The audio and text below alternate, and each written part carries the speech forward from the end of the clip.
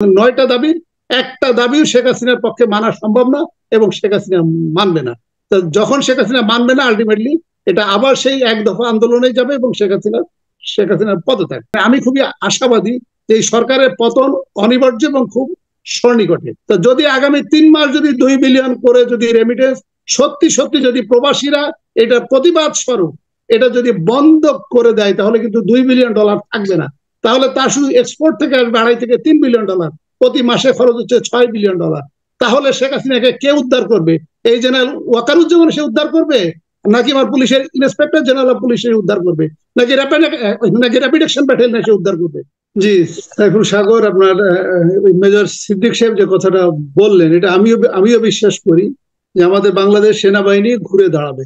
কারণ বাংলাদেশ সেনাবাহিনী, police, rapid action battalion বা বিজিবি, যেহেতু আমি এই বাহিনীগুলোর সাথে কম বেশি জড়িত ছিলাম এবং আমি ওখানে চাকরি করে এসেছি, এখানে কিন্তু অলমোস্ট 99% কিন্তু পুলিশ, সেনাবাহিনী, র্যাব, বিজিবি তারা কিন্তু এই সরকারের সাথে নাই, তারা কিন্তু জনগণের সাথে আছে, জনগণের আন্দোলনের সাথে আছে। কিন্তু প্রবলেমটা হচ্ছে তারা যেহেতু কমান্ডে চাকরি করে অনেক সময় কমান্ডারের আদেশ অতি উৎসাহী কিছু কর্মকর্তা এই কাজগুলো করে ফেলে। কারণ আপনাকে যদি একটা স্বয়ংক্রিয় অস্ত্র দেওয়া হয়, আপনাকে যদি একটা এসএমজি দেওয়া হয়, তাহলে এসএমজিতে কিন্তু আপনি ট্রিগার চাপলে আপনি কিন্তু 1 মিনিটে 30-40 জনকে হত্যা করে ফেলতে পারবেন। তো তাহলে এই ধরনের ঘটনা ঘটে ফেলে একজন বা দুইজন দুষ্টু প্রকৃতির যদি আমিল স্পেন্সার থেকে থাকে, তাহলে কিন্তু সেক্ষেত্রে পুরো বাহিনীটাকেই তারা দোষারোপ করে বা করে ফেলে। আমি যে খবরগুলো পাচ্ছি সাইফুল সাগর, আমি যে সেনাবাহিনীর খবর থেকে যেটা পাচ্ছি বা তারা এখনো চাকরিতে আছে, এদের ভিতর কিন্তু এখন ডিভাইডেশন, এবং তারা কিন্তু এই জেনারেল ওয়াকারুজ্জামান এবং যারা সেনা কমান্ডার তাদের এই ভূমিকা, তার এই কার্যকলাপ গুলো কিন্তু পছন্দ করছে না। এবং গতকাল ওই যে রাতেও এই সাভার ক্যান্টনমেন্টে এটা নিয়ে আলোচনা হয়েছে এবং উত্তপ্ত বাক্য বিনিময় কিন্তু হয়েছে জেনারেল ওয়াকারুজ্জামানের নেতৃত্বে যে সেনাবাহিনী যে অপারেশনটা হচ্ছে সেই অপারেশন নিয়ে। তো এখন আমি যেটা মনে করি যে শেখ হাসিনা যেহেতু যুদ্ধ ঘোষণা করেছে, মানে জনগণের এগেনস্টে, 18 কোটি জনগণের এগেনস্টে, যেহেতু যুদ্ধটা একটা অসম যুদ্ধ, কারণ Sheikh Hasina police, rapid action battalion, BGB, সেনাবাহিনী, ট্যাঙ্ক, মেশিন গান, যুদ্ধ বিমান সবগুলো নিয়েই 18 কোটি জনগণের উপর ঝাঁপিয়ে পড়েছে। এ কারণে আমি মনে করি এই সমস্ত আন্দোলনরত জনগণ বা 18 কোটি জনগণ, আপনাদের যেটা কৌশল হবে সেটা হলো যে পুলিশ, র্যাপিড অ্যাকশন ব্যাটালিয়ন বা বিজিবি বা সেনাবাহিনী তারা কিন্তু 99% কিন্তু আপনাদের সাথে আছে। কারণ যে 1% যারা কুশীলবের দায়িত্ব পালন করছে, আপনারা এদেরকে টার্গেট করেন, এদের পরিবারবর্গ বা এদের ফ্যামিলি মেম্বারদেরকে টার্গেট করে এদেরকে সামাজিকভাবে বয়কট করেন। এদেরকে সামাজিকভাবে বয়কট করার পরে যদি আমাদের শেখ মুজিবুর রহমানের 7ই মার্চের ভাষণের পরে উনি যেটা বলেছিলেন যে আর যদি একটা গুলি চলে, আর যদি একটা লাশ পড়ে, তাহলে আপনারা যদি এই আইডেন্টিফাইটা করে রাখতে পারেন যে 1% এই কাজগুলো করছে, তাহলে সেই ক্ষেত্রে যদি আপনাদের আবার যুদ্ধে লিপ্ত হতে হয়, শেখ হাসিনা তো যেহেতু যুদ্ধ ঘোষণা করে দিয়েছে, তাহলে সেই ক্ষেত্রে এই 1% কে যদি আপনি দুর্বল করতে পারেন, ঘায়েল করতে পারেন, তাহলে কিন্তু আপনার এই যুদ্ধে জয়ী হওয়ার সম্ভাবনা বেশি। আর আরেকটি যে কথাটা বললেন আমাদের মেজর সিদ্দিক সাহেব, এখানে পার্শ্ববর্তী দেশের ইন্টারেস্টটা কি? আমাদের দেশটাকে কিন্তু পার্শ্ববর্তী দেশ কিন্তু পঙ্গু বানিয়ে ফেলতে চায়। কারণ আমাদের ইনকামের মূলত বড় উৎস হচ্ছে, একটা হচ্ছে এক্সপোর্ট, আর একটি হচ্ছে ফরেন রেমিটেন্স।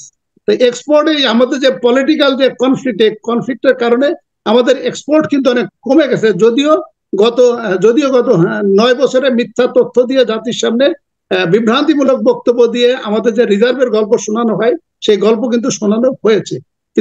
কিন্তু আবার অন্যদিকে যদি এই যে ভারত, যে মানে আমার যেটা ধারণা যে ভারতের প্রেসক্রিপশনে সেনাবাহিনী বা জেনারেল ওয়াকারুজ্জামান বা কমান্ড লেভেলে তারা কিন্তু এই কাজটা করেছে এবং ইউএন এর ট্যাঙ্ক, মেশিন গান বা ইকুইপমেন্ট কিন্তু ব্যবহার করেছে যাতে সেনাবাহিনী বিতর্কিত হয়, এবং ইউএন থেকে যাতে সেনাবাহিনীকে একটা স্যাংশন দেওয়া হয়, এবং স্যাংশন দিলে তখন এই কোটাগুলো ভারত থেকে তখন এই কোটাগুলো নিয়ে নিবে। আলটিমেটলি আমার জাতিসংঘের সেনাবাহিনী থেকে যে রেমিটেন্সটা আসার কথা ছিল, সেই রেমিটেন্সটা আসলে ভারত খেতে চায়, এবং এই শেখ হাসিনা অসুস্থ প্রকৃতির একজন প্রধানমন্ত্রী, ওনাকে ব্যবহার করে সেনাবাহিনীকে বিতর্কিত করছে এবং সেনাবাহিনীকে আলটিমেটলি জাতিসংঘের স্যাংশনে কিন্তু ভারতই জাতিসংঘের কাছে তদবির করবে, করে আপনি দেখবেন যে এটা আমাদের সেনাবাহিনীকে একটা স্যাংশনের মুখোমুখি করে এই যে রেমিটেন্সটা বা এই যে সেনাবাহিনীর যে নিয়োগ, সেনাবাহিনী পুলিশের নিয়োগ, এটা ভারত থেকেই নিয়ে নিবে। আর আরেকটি যে কথা, এই যে আপনি যে এটা বলছেন সাইফুল সাগর, আপনার যদি যক্ষা হয়, তাহলে যক্ষা হলে কিন্তু মানুষ খুব কাশে।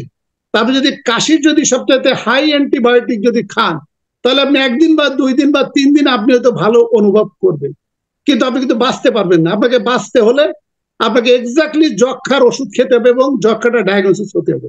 তা আমার সমস্যা যেটা, আমার প্রবলেমটা ডায়াগনোসিস না করে আপনি সেনাবাহিনীকে নামিয়ে একজন কর্নেল সাহেব গুলি করলেন, জেনারেল ওয়াকারুজ্জামানের বিবৃতি দিয়ে আপনি যক্ষা রোগীর মতো সাময়িকভাবে মানে হাই অ্যান্টিবায়োটিক দিয়ে আপনি লোকজনকে দেখানোর চেষ্টা করছেন যে আন্দোলন দমে গেছে। সাইফুল সাগর 93% মেধা কোটা, 5% মুক্তিযোদ্ধা প্লাস আদার্স মিলে 100%। আমি কিন্তু আপনার টকশো বা অন্যান্য টকশোতে কিন্তু আমি বলেছি, আমি দায়িত্ব নিয়েই বলছি, গত 16 বছরে আওয়ামী লীগ বা আওয়ামী লীগের বলেছেন। আমি বরং আপনার কাছ থেকে আরেকটু আমাদের সুপার চ্যাট, মানে বিশেষ করে ইউটিউবে যারা হয়তো কল করতে বা আমাদের সাথে যুক্ত হয়ে প্রশ্ন করতে পারছেন না, তাদের জন্য আরেকটি অপশন হলো সুপার চ্যাট। সুপার চ্যাটে ক্লিক করে আপনারা বিভিন্ন ধরনের প্রশ্ন করতে পারেন, সেটা পপ আপ হয়ে আমার সামনে আসে, সেই প্রশ্নগুলিকে আমরা অতিথিদের করতে পারি। একজন প্রশ্ন করেছেন, হাইড্রা নামক একজন প্রশ্ন করেছেন যে when can we predict the fall of government? What will cause Hasina to step down now? So এই ধরনের প্রশ্ন করছেন যে আপনাদের বরাদ দিয়ে যারা আপনারা লিখছেন, আমি প্রশ্নগুলি আমি কনভে করছি, যদি আপনি উত্তর দিতে চান জনাব রাশেদ। জি, উনি যেটা প্রশ্ন করেছেন যে কখন প্রেডিক্ট করা যাচ্ছে যে হাসিনার পতন হবে। আপনি দেখেন, আপনাকে যে উদাহরণটা আমি দিলাম, যক্ষা যদি হয়, যক্ষার ওষুধ না দিয়ে আপনি হাই অ্যান্টিবায়োটিক কাশির ওষুধ দিলে আপনি কিছুদিন হয়তো লিঙ্গারিং করতে পারবেন। আপনি যদি আইসিইউতে ঢুকে যান, সরকার তো পলিটিক্যালি কিন্তু ডেথ, ক্লিনিক্যালি কিন্তু ডেথ। এখন আপনি যদি হাই অ্যান্টিবায়োটিক ওষুধ দিয়ে আপনি যে ক্লিনিক্যালি ডেথ, যে 3 দিন পরে মারা যাবে, তাকে হয়তো হাই অ্যান্টিবায়োটিক ওষুধ দিয়ে আপনি হয়তো আরো 10 দিন তার লাইফটা লিঙ্গারিং করতে পারেন বা 15 দিন হয়তো লিঙ্গারিং করতে পারেন। এখন এই সেনাবাহিনীকে নামিয়ে এখন যে কাজটি করা হয়েছে, আমার যেটা ধারণা হয়তো সরকার আরো 10-15 দিন 20 দিন বা ইভেন 1 মাস হয়তো কন্টিনিউ করবে অথবা কন্টিনিউ করতে পারে, কিন্তু আলটিমেটলি শেখ হাসিনাকে ক্ষমতা থেকে যেতে হবে। আর আরেকটি হচ্ছে যে আপনি দেখেন, এই যে আপনার সাথে কথা বলতে বলতে এখন যে সমন্বয়কদের যে 52 জন 54 জনের সমন্বয়কদের যে আমি বিবৃতিটা দেখলাম, এবং তারা 9টা দাবি তুলেছে, এবং 9টা দাবির একটা দাবিও শেখ হাসিনার পক্ষে মানা সম্ভব না, এবং শেখ হাসিনা মানবে না।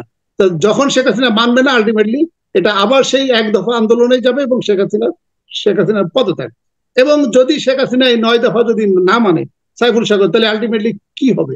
এই যে ছাত্রছাত্রীরা এবং এই ছাত্রছাত্রীদের অভিভাবকরা যদি স্কুল ইউনিভার্সিটি খুলেই দেয়, যেটা আমি দেখলাম আইনমন্ত্রী বলেছে খুলে দিবে, তো খুলে দিলে যদি তারা কেউ ক্লাসে যদি না যায়, ইভেন গার্ডিয়ান বা অভিভাবকরা যদি তার বাচ্চাদেরকে স্কুলে না পাঠায়, তাহলে কি তারা ইউনিভার্সিটি, স্কুল, কলেজ খুলে কি শেখ হাসিনা এবং তার লেসপেন্সাররা তারা কি এখানে ডুগডুগি বাজাবে? যদি স্টুডেন্টরা যদি সত্যি বলে যে শেখ হাসিনা পদত্যাগ না করার পর্যন্ত আমরা কেউ কিন্ডার গার্ডেন থেকে ইউনিভার্সিটি লেভেল বা পিএইচডি লেভেল পর্যন্ত কেউই আমরা স্কুল কলেজ এবং পরীক্ষাতে যাব না। আর আরেকটি কথা আপনাকে বলি যে মানে আমি খুবই আশাবাদী যে এই সরকারের পতন অনিবার্য এবং খুব সন্নিকটে। আপনি কিন্তু দেখেন, আপনার আগের টকশোতে কিন্তু আমি বলেছিলাম যে এই সরকারের কাছে রিজার্ভ আছে ভার্চুয়ালি $3 বিলিয়ন। এই $3 বিলিয়ন দিয়ে কিন্তু সরকার 2 থেকে 3 মাস টিকতে পারবে। এখন আমি দেখলাম পিনাকি ভট্টাচার্য সহ আরো অনেকেই জোরালো আবেদন তুলছে এবং প্রবাসীদের কাছে তারা আহ্বান জানিয়েছে যে আমরা যারা প্রবাসে আছি, আমরা যেন রেমিটেন্স আগামী 3 মাস বা শেখ হাসিনা পতন না হওয়া পর্যন্ত বন্ধ করে দিই। সাইফুল সাগর, আমাদের রেমিটেন্স কিন্তু প্রতি মাসে প্রবাসীরা আমরা $2 বিলিয়ন কিন্তু পাঠাই। এক্সপোর্ট হলো 3 বিলিয়ন, 3 বিলিয়ন আর 2 বিলিয়ন হলো 5 বিলিয়ন, কিন্তু আমার খরচ হচ্ছে 6 বিলিয়ন। তো যদি আগামী 3 মাস যদি 2 বিলিয়ন করে যদি রেমিটেন্স সত্যি যদি প্রবাসীরা এটা প্রতিবাদ স্বরূপ এটা যদি বন্ধ করে দেয়, তাহলে কিন্তু $2 বিলিয়ন থাকবে না। তাহলে তার শুধু এক্সপোর্ট থেকে আসবে $2.5 থেকে $3 বিলিয়ন, প্রতি মাসে খরচ হচ্ছে $6 বিলিয়ন। তাহলে শেখ হাসিনাকে কে উদ্ধার করবে? এই জেনারেল ওয়াকারুজ্জামান সে উদ্ধার করবে, নাকি আমার পুলিশের ইন্সপেক্টর জেনারেল অফ পুলিশ উদ্ধার করবে, নাকি র্যাপিড অ্যাকশন ব্যাটালিয়ন সে উদ্ধার করবে, নাকি আমার ভারতের সৈন্যবাহিনী পাঠিয়ে সে উদ্ধার করবে? এই জন্য আমার কাছে যেটা মনে হচ্ছে, আমিও তাদের সাথে একাত্মতা প্রকাশ করে আমরা যারা প্রবাসে আছি, আমরা যদি আগামী 3 মাস বা শেখ হাসিনার পতন না হওয়া পর্যন্ত আমরা যদি রেমিটেন্স বন্ধ করে দিই, তাহলে ইনশাল্লাহ যদি $2 বিলিয়ন করে যদি প্রতি মাসে শর্ট পড়ে, তার কাছে আছে মাত্র 3 বিলিয়ন। আমি আপনাকে দায়িত্ব নিয়ে বলছি, বাংলাদেশ ব্যাংকের রিজার্ভ এখন 3 বিলিয়ন, যেটা দিয়ে 2 থেকে 3 মাসের পরে রিজার্ভ শূন্য হয়ে যাবে।